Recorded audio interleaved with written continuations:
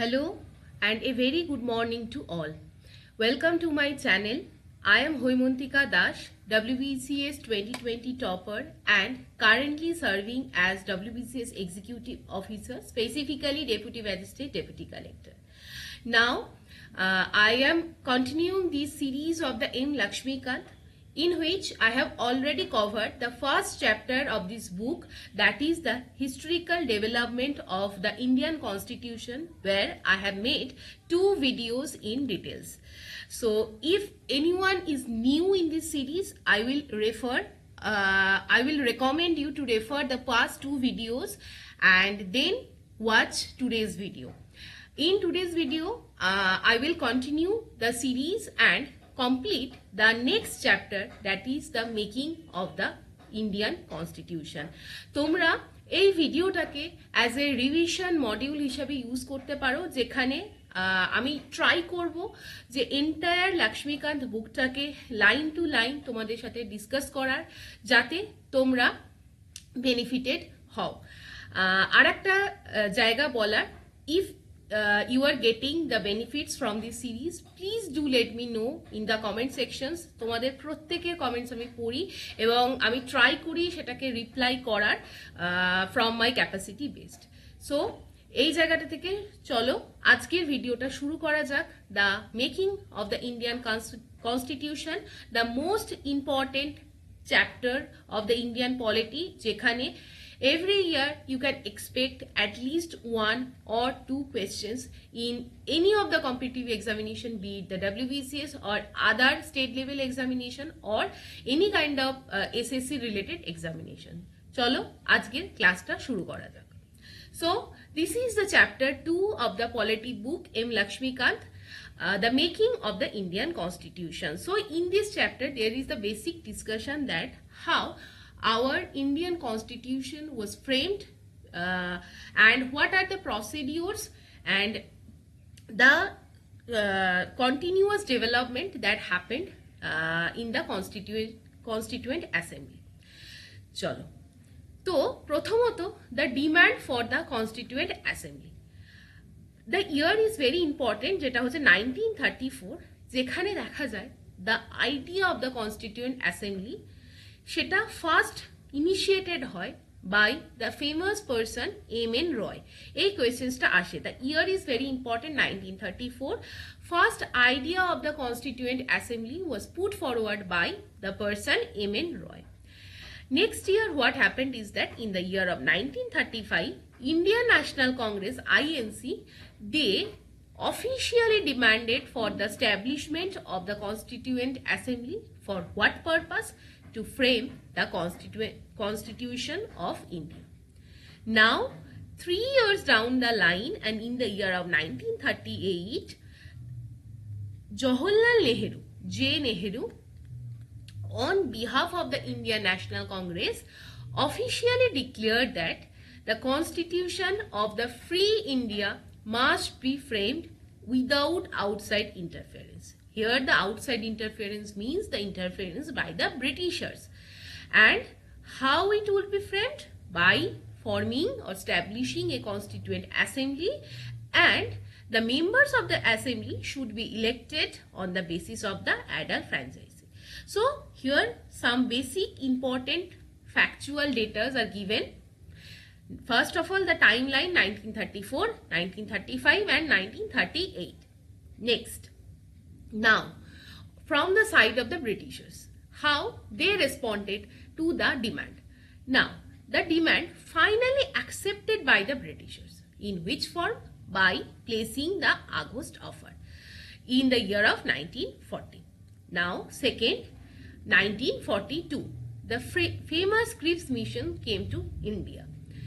They actually placed a draft proposal where they demanded that the framing of the Indian Constitution should be done and it would be adopted by the British government only after the World War II. দেখো এখানে বলছে যে ব্রিটিশরা কিন্তু যে কনস্টিটিউশনটা তৈরি হবে সেটাকে অ্যাকসেপ্ট করবে, সেটা কিন্তু অ্যাডপ্ট হবে after the end of the World War II.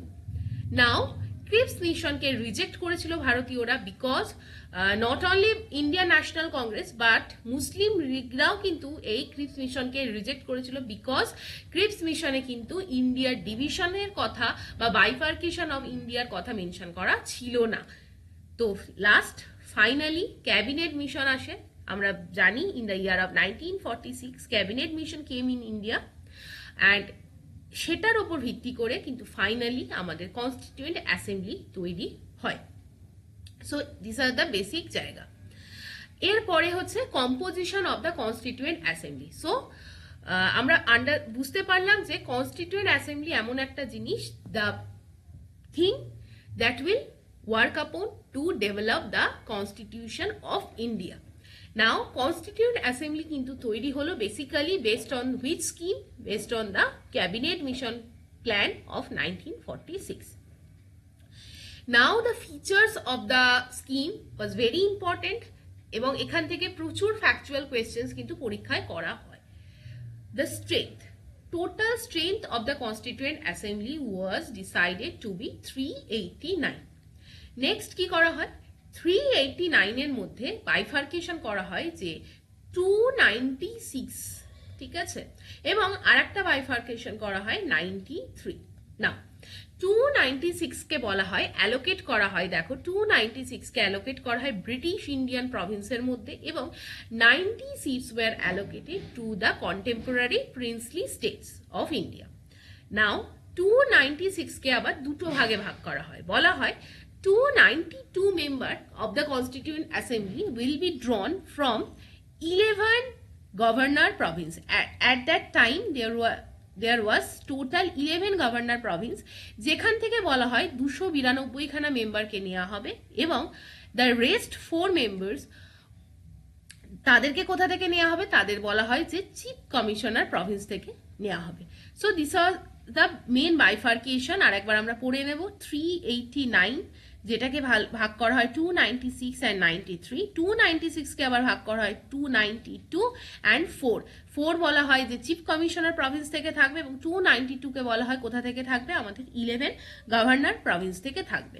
So এই নাম্বারগুলো দিয়েও কিন্তু পরীক্ষায় রিপিটেটিভলি কোয়েশ্চেন্সকে রেজ করা হয় এবং ফ্রেম করা হয়। সো এইটা তোমাদের যেন মনে থাকে। Next important highlights of the scheme was কি, বলা হয় যে প্রত্যেকটা যে সিটগুলো অ্যালোটেড হবে সেখান থেকে যখন member in the constituent assembly selection করা হবে সেটার মেথডোলজি হবে প্রপোর্শনাল রিপ্রেজেন্টেশন এবং একটা সিটের জন্য যে সিট অ্যালোকেশন হবে এভরি মিলিয়ন পপুলেশন, 1 মিলিয়ন মানে হচ্ছে 10 লাখ পপুলেশনের জন্য একটা করে সিট অ্যালোকেট করা হবে। এই বেসিক যে এই ফর্মুলেশনের ওপরে সিট অ্যালোকেশন করা হয়। 3 নম্বর হচ্ছে মেইনলি সিট অ্যালোকেট করা হবে তিনটে প্রিন্সিপাল কমিউনিটির মধ্যে, যেটা হবে মুসলিম, শিখ এবং জেনারেল। জেনারেল মিনস হচ্ছে যেখানে আদার্স থাকবে,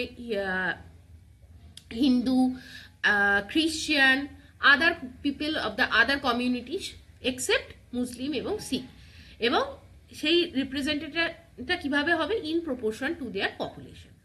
4 নম্বর পয়েন্টে কি বলা হয়, 4 নম্বর পয়েন্টে বলা হয়েছিল যে এখানে কিন্তু the methodology which was decided to be used in the selection of the candidates in the Constituent Assembly was the single transferable voting method and the proportional representation. So এই দুটো টার্ম আমরা পড়ে রাখবো। Last 5 number point, the representative of the princely state were to be nominated by the head of the princely state. Mainly the ruler of the princely state was given the autonomy to nominate the candidate in the Constituent Assembly. Next, তার মানে এখানে entire constituent অ্যাসেম্বলিতে আমরা বোঝা গেল যে কিছু member থাকবে যাদের ইলেক্টেড করা হবে, কিছু মেম্বার থাকবে যাদের নমিনেটেড করা হবে। মেইনলি নমিনেশন কারা কোথা থেকে আসবে, প্রিন্সলি স্টেট থেকে নমিনেশন আসবে, অর্থাৎ the body was partly nominated and partly elected. এরপর ইলেকশনের জন্য কিন্তু মেথড যেটা ইউজ করা হয়েছিল সেটা ইনডিরেক্ট ইলেকশন। দেয়ারফর মানে পিপলরা কিন্তু আমরা বর্তমানে যেরকম দেখা যায় মানুষ লাইনে দাঁড়াচ্ছে, সাধারণ মানুষ তাদের ভোট দান করছে, সেই মেথডোলজি কিন্তু ছিল না এখানে। ইলেক্টেড প্রসেস অ্যাডপ্টেড হলেও মেথড ছিল কিন্তু indirect election. Next election of the constituent assembly, সেটা মেনলি এই 296 যেটা সিট ছিল, যেটা মেনলি অ্যালোকেট করা হয়েছিল ব্রিটিশ প্রভিন্সগুলোতে, সেই ভোট হয়েছিল কিন্তু জুলাই আগস্ট মাস of the 1946। India National Congress won 2086, on the contrary Muslim League got only 73 seats. এইটার পর 93 যে সিটসটা প্রিন্সলি স্টেটের জন্য দেওয়া হয়েছিল, সেটা that was never field, because সেখানে কিন্তু প্রিন্সলি স্টেটের যারা হেড তারা কিন্তু নমিনেটেড ক্যান্ডিডেট পাঠায়নি। এরপর আমাদের দেখতে হবে যে মেনলি এই যে পুরো যে আমাদের কনস্টিটিউয়েন্ট অ্যাসেম্বলিটা তৈরি হয়েছিল, সেখানে it was quite diverse and it included different people from the different socio economic background. সেখানে হিন্দু ছিল, মুসলিম ছিল, Sikh, Parsi, Anglo Indian, Indian খ্রিস্টান, এসসি, এসটি এবং ইনক্লুডিং উইমেনরাও ছিল। আই উইল রিকোয়েস্ট, তোমাদের একটা জায়গা আমি বলে দিচ্ছি, মেইনলি অলমোস্ট 15+ উইমেন ছিল আমাদের এই কনস্টিটিউয়েন্ট অ্যাসেম্বলিতে। কারা কারা কোন কোন ইম্পর্টেন্ট উইমেন রিপ্রেজেন্টেশন ছিল, তো সেই জায়গাটা আমাদের পরীক্ষার জন্য দেখে রাখা ভালো। জাস্ট গুগল ইট এবং পারলে একবার জাস্ট রিড করে নিও যে কোন কোন মহিলা প্রতিনিধিত্ব আমাদের এই কনস্টিটিউয়েন্ট অ্যাসেম্বলিতে ছিল। আর একটা ইম্পর্টেন্ট ফ্যাক্টর, মহাত্মা গান্ধী এবং মোহাম্মদ আলী জিন্নাহ কিন্তু আমাদের এই কনস্টিটিউয়েন্ট অ্যাসেম্বলির মেম্বার ছিলেন না। Next, now working of the Constituent Assembly. First, the very important thing is that প্রথম মিটিং অফ দ্য এই কনস্টিটিউয়েন্ট অ্যাসেম্বলি প্রথম মিটিং হয়েছিল ডিসেম্বর 9, 1946। ভেরি ইম্পর্টেন্ট, আস্কড মানে multiple times in the WBCS examination. Mainly Muslim League কিন্তু first মিটিংকে boycott করেছিল, because তারা কিন্তু সেপারেট স্টেট অফ পাকিস্তানের ডিম্যান্ড করছিল। নেক্সট, এই মিটিংটা অ্যাটেন্ড করেছিল অনলি 211 মেম্বার, মানে 211 জন মেম্বারের দ্বারা এই মিটিংটা হয়েছিল, সমাপ্ত হয়েছিল। এবং ডক্টর সচিদানন্দ সিনহা ছিলেন এখানে ওল্ড মেম্বার বা ওল্ডেস্ট মেম্বার, সব থেকে বয়োজ্যেষ্ঠ যদি কোনো মেম্বার থাকে তিনি ছিলেন হচ্ছে doctor Sachidananda Sinha. He was elected to act as the temporary president of the assembly following the French practice. If anyone watching this video is preparing for the UPSC examination and studied the past year questions of the UPSC, তোমরা জানবে, তারা দেখবে যে এই জায়গাটা থেকে questions এসেছিল যে এই ফ্রেঞ্চ প্র্যাকটিসটা, এই টার্মিনোলজির ওপর একটা পাস্ট ইয়ার কোয়েশ্চেন্স ফর্ম করা হয়েছিল। তো very important, each and every line of the Laxmikanth is very important. তো সেই জায়গা থেকে দাঁড়িয়ে লেটার, অ্যাকচুয়ালি এটা লেটার বলতে এটা 11 ডিসেম্বর নেক্সট মিটিং হয়েছিল constituent assembly.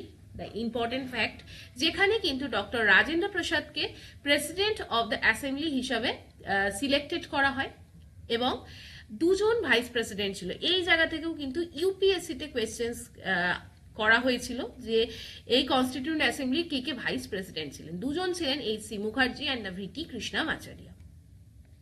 Now the objective resolution, কি কি পড়তে হবে? First of all, December 13, 1946. The date is very important and you should remember the date where Jawaharlal Nehru passed the historic objective resolution in the assembly.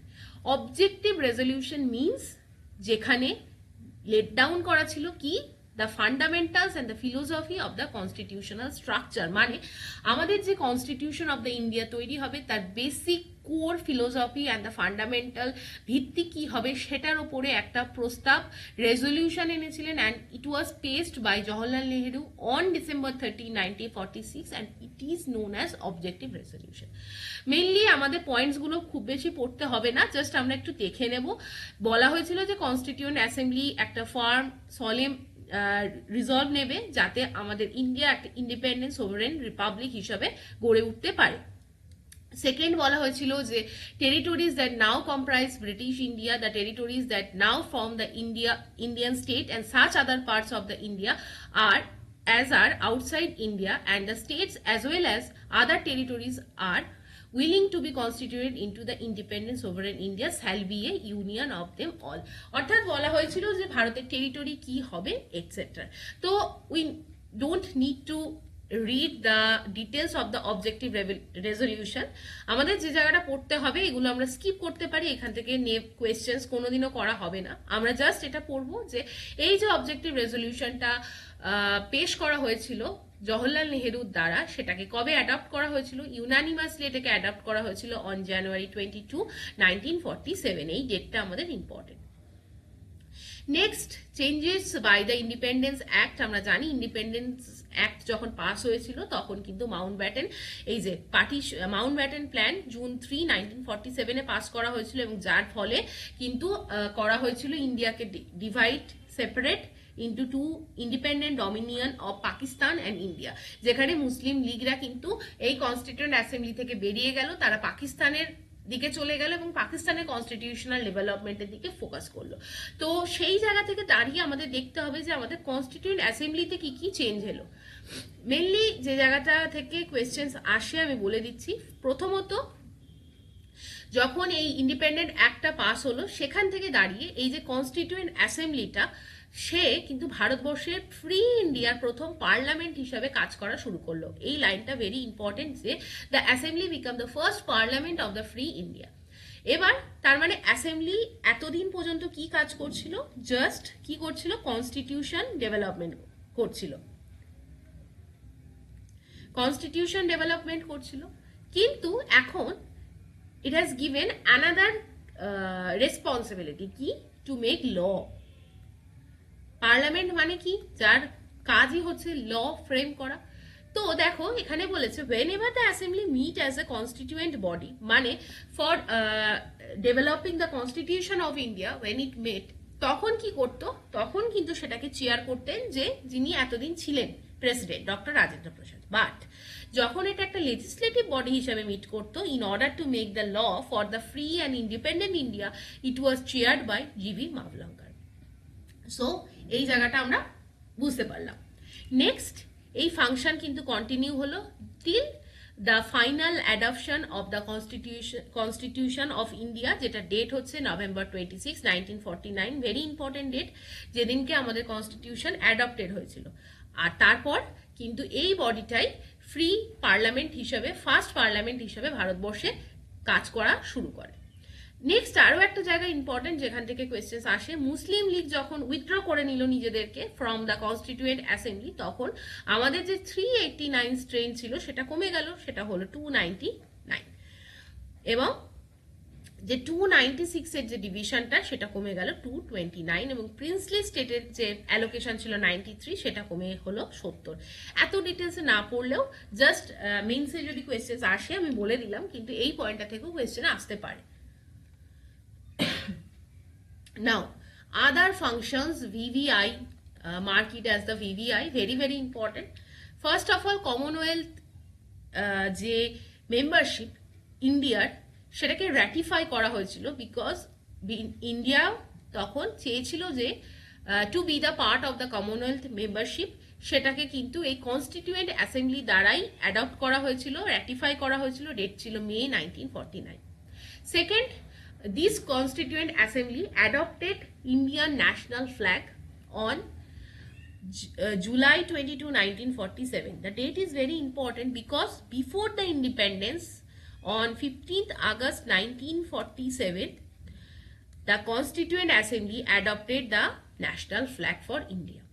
Next, after independence and on the date of 24th Jan 1950, two important things happened. One is the adoption of the national song and the election of Dr. Rajendra Prasad as the first president of India. Next important point যেটা আমাদের পড়তে হবে এই বই থেকে, সেটা হচ্ছে total 11টা sessions হয়েছিল এই constituent অ্যাসেম্বলিতে, and that took almost 2 years, 11 months and 18 days, যেখানে আমাদের টোটাল কনস্টিটিউশনটা ডেভেলপ বা ফ্রেম করা হয়েছিল। নাও January 24, 1950, 2 days before the Republic Day, that is the 26 January, তো 26শে জানুয়ারি আমরা কি পালন করি, প্রজাতন্ত্র দিবস। তার দুদিন আগে জানুয়ারি 24-এ আমাদের কনস্টিটিউয়েন্ট অ্যাসেম্বলি কিন্তু তার ফাইনাল সেশনস করেছিল এবং জানুয়ারি 26, 1950-তে আমাদের যে কনস্টিটিউশনটা সেটা কিন্তু কাজ করা শুরু করে বা ইমপ্লিমেন্টেশন হওয়া শুরু হয় এবং আমাদের ফার্স্ট জেনারেল ইলেকশন হয়েছিল ইন দ্য ইয়ার অফ 1951-52। তো এই প্রত্যেকটা জায়গা কিন্তু ইম্পর্টেন্ট। আচ্ছা, এবার committees of the constituent assembly. আমাদের এই যে কনস্টিটিউশনাল ডেভেলপমেন্টটা হয়েছিল সেটা অনেকগুলো ডিফারেন্ট সেগমেন্টে by making different constituent committee, সেগুলোর মাধ্যমে কিন্তু হয়েছিল।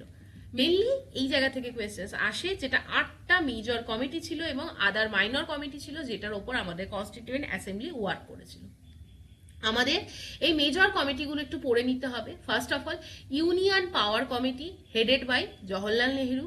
Provincial constitution union constitution committee, যেটারও হেড ছিলেন Jawaharlal Nehru, but provincial constitution কমিটির হেড ছিলেন সর্দার বল্লভভাই প্যাটেল। কিভাবে মনে রাখবে? এই পি এর সাথে এই পি মনে রাখবে, that is provincial, headed by প্যাটেলজি। Now drafting committee, we all know that it was headed by B.R. Ambedkar. Next is the Advisory Committee on the Fundamental Rights, Minorities, Tribal and Excluded Area, headed by Sardar Vallabhbhai Patel. Next, Fundamental Rights Subcommittee, headed by J.B. Kripalini. Minority Subcommittee, headed by H.C. Mukherjee. So, এগুলোর পড়ার দরকার নেই, questions আসে না। যেটা থেকে questions আসে, rule of procedure committee doctor Rajendra Prasad, states committee Jawaharlal Nehru, steering committee doctor Rajendra প্রসাদ।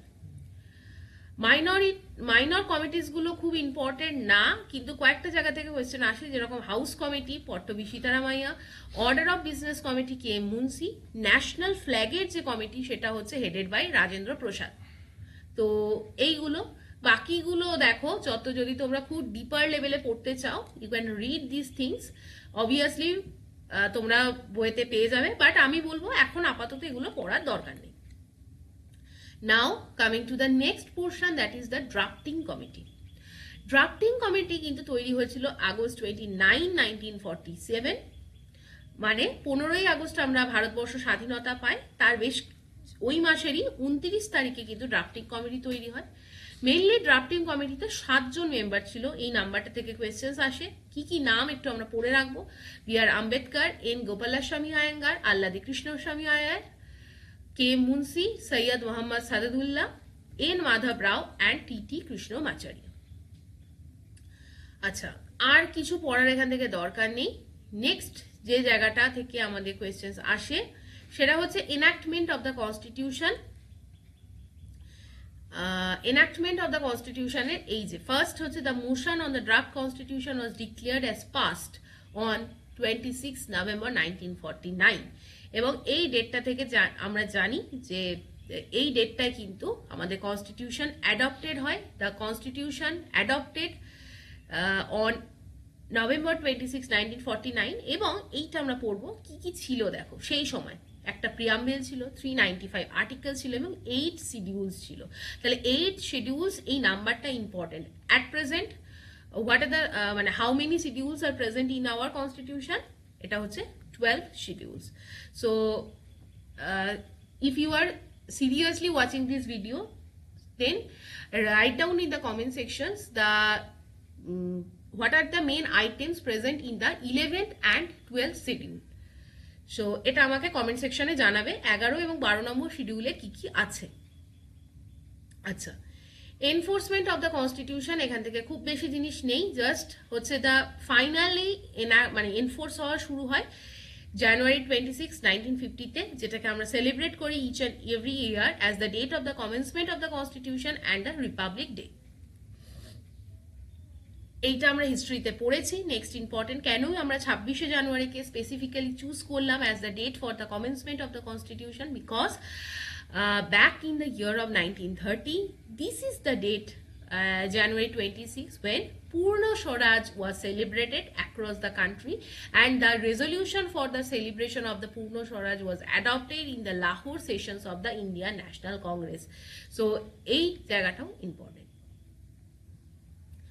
আচ্ছা, expert committees of the Congress not at all required. আমরা এগুলোকে স্কিপ করে যেতে পারি, এখান থেকে খুব বেশি কোয়েশ্চেন আসে না। Criticism of the constituent assembly এগুলোও আমাদের আসে না, জাস্ট আমাদের বিভিন্নভাবে ক্রিটিসাইজ করা হয়েছিল, বিকজ বলা হয়েছিল it is not a sovereign body, not a purely representative body, শুধুমাত্র এখানে ইন্ডিয়ান ন্যাশনাল কংগ্রেসেরই মেম্বার আছে, এখানে অ্যাডাল্ট ফ্র্যাঞ্চাইজির ভিত্তিতে পিপলকে ইলেক্টেড করা হয়নি। কিন্তু এগুলো থেকে কোয়েশ্চেন্স আসে না। লাস্ট যে ফ্যাক্টটা, ইম্পর্টেন্ট ফ্যাক্টস যেখান থেকে আমাদের কোয়েশ্চেন্স আসে, যেটা হচ্ছে দেখো, elephant was adopted as a symbol of the constituent assembly, এইটা ইম্পর্টেন্ট। 2 নম্বর হচ্ছে B N. Rao was appointed as the constitutional advisor of the legal advisor, যেটা হচ্ছে কনস্টিটিউয়েন্ট অ্যাসেম্বলি। তাহলে কনস্টিটিউয়েন্ট অ্যাসেম্বলি লিগাল অ্যাডভাইজার হিসেবে বি.এন. রাওকে সিলেক্ট করা হয়। তোমরা অনেকেই জানবে B N. Rao was the member of the International Court of Justice. He was served as the eminent personality in the International Court of Justice, which has its headquarter in কোথায় আমাকে জানাবে। ইন্টারন্যাশনাল কোর্ট অফ জাস্টিসের headquarter কোথায় আমাকে comment সেকশনে অবশ্যই জানাবে। এরপর H.V.R. আয়েঙ্গার, যেটা হচ্ছে সেক্রেটারি ছিলেন কনস্টিটিউয়েন্ট অ্যাসেম্বলির। S.N. মুখার্জি ছিলেন chief draughtsman of the constitution in the constituent assembly. Next, আমাদের এই যে কনস্টিটিউশনটাকে লেখা হয়েছিল, কে লিখেছিলেন, কার অরিজিনাল হ্যান্ড রাইটিং আছে, তিনি ছিলেন হচ্ছে প্রেম বিহারী নারায়ণ রায়জাদা, এবং স্টাইলটা ছিল ইটালিক স্টাইলে। এবং এই যে আমাদের যে কনস্টিটিউশনটাকে খুব সুন্দরভাবে ডেকোরেট করা হয়েছে এবং বিউটিফিকেশন করা হয়েছিল, সেটা করেছিলেন শান্তিনিকেতনে দুজন important personality, one is Nandalal Bose, another is the B.R.. Sinha বা বিহর রাম মনোহর সিনহা। বিহার রাম মনোহর সিনহা কিন্তু আমাদের যে প্রিয়াম্বেল সেটাকেও ইলুমিনেট করেছিলেন, ডেকোরেট করেছিলেন এবং মানে বিউটিফিকেশন করেছিলেন, এবং আমাদের প্রিয়াম্বেলকে কিন্তু লিখেছিলেন ক্যালিগ্রাফড বাই প্রেম বিহারী নারায়ণ রায়জাদা। আমাদের Indian constitution originally it was written in the language English, but later the Hindi version was also made available. সেটাকে কিন্তু হিন্দি ভার্সনের ক্যালিগ্রাফি করেছিলেন কিন্তু বসন্ত কৃষ্ণ বৈদ্য, এবং সেটাকেও কিন্তু বিউটিফুলি ডেকোরেট করেছিলেন বাই নন্দলাল বোস। সো এই পুরো জায়গাটাই 8টা ইম্পর্টেন্ট ফ্যাক্টস থেকে প্রচুর কোয়েশ্চেন্স আসে, তো এই চ্যাপ্টারে এই ফ্যাক্টসগুলো কিন্তু অবশ্যই তোমাদের পড়তে হবে।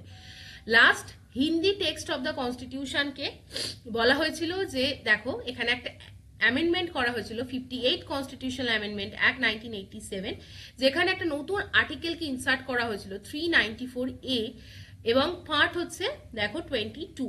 এটার মাধ্যমে কি বলা হয়েছিল, authoritative text of the constitution in the Hindi, মানে এই হিন্দি যে ফর্ম অফ দ্য কনস্টিটিউশন সেটাকেও কিন্তু legal and the constitutional backing দেওয়া হয়েছিল থ্রু দিস অ্যামেন্ডমেন্ট। সো এই ছিল পুরো আজকের জায়গাটা। হোপফুলি তোমাদের হেল্প হয়েছে, অ্যান্ড যদি কোনো হেল্পফুল লাগে, if you are getting the benefit, please আমাকে কমেন্ট করে জানিও, তবেই আমি এই সিরিজটা কন্টিনিউ করতে পারবো। আর একটা জায়গা, please do like, share and subscribe to my channel if you haven't done it yet. তো আদারওয়াইজ আমারও ভালো লাগবে। তো এবং এই জায়গাটা, এই সিরিজটা কেমন লাগছে আমাকে অবশ্যই জানিও। তো এমনি M.Laxmikanth বইটা পড়া একটু ডিফিকাল্ট, কারণ এই জায়গাটা বুঝতে আমাদের একটু অসুবিধা হয়। Therefore, I am trying my best to make this chapter understandable, যাতে আমরা বুঝতে পারি, র্যাপিড রিভিশন দিতে পারি এবং মেমোরাইজ করতে পারি। So, thank you again for watching, and thank you for your patient hearing also. I will also request you to join my Telegram channel. The link will be available in the description box of this video. And another important thing, যদি তোমরা আমার থেকে personally আমার guidance বা mentorship নিতে চাও for preparing for the civil service examination, তো তোমরা আমার থেকে যদি ডেডিকেটেডলি ক্লাস বা এই গাইডেন্স প্রোগ্রামটা নিতে চাও, দেন প্লিজ তোমাদের ইন্টারেস্ট যদি থাকে তাহলে আমাকে এই ইমেল আইডিতে মেল করো, তোমাদের কোয়ারিজ জানিও, এবং অবশ্যই তোমাদের নেম এবং কন্ট্যাক্ট ডিটেলস দিও। I will definitely connect with you. তোমরা আমাকে মেলের থ্রু দিয়েই কানেক্ট করো। মেল আইডিতে তোমরা যদি চাও যে আমার থেকে গাইডেন্স নিতে ইচ্ছুক বা আমার মেন্টরশিপ প্রোগ্রামে যুক্ত হতে ইচ্ছুক, ডেফিনেটলি আমার সাথে কানেক্ট করো, আমাকে মেল করো, আমি তোমাদের সাথে কথা বলে নেব এবং কানেক্টেড হব। থ্যাংক ইউ ফর ওয়াচিং এবং তোমরা খুব ভালো থেকো। In the next video I will continue the next chapter of the M.Laxmikanth book. Till now তোমরা যতটা পড়িয়েছি সেটাকে ভালো করে দেখো, রিভাইজ করো এবং পারলে একটা শর্ট নোটস বানিয়ে নিও, যাতে কিন্তু পরবর্তীকালে তোমাদের সেটা কুইক রিভিশনে হেল্প হয়। So with this let's bring today's video to an end and we'll be back again with the next chapter of the M.Laxmikanth. Thank you. Keep studying hard and focused, dedicated and determined হয়ে ভালো করে পড়াশোনা করো এবং always try to be the better version of yourself। এবং এই জার্নিটাই তোমাদেরকে শুধুমাত্র একটা চাকরি দেবে না, try to be the better version and the best version of yourself. Thank you and চলো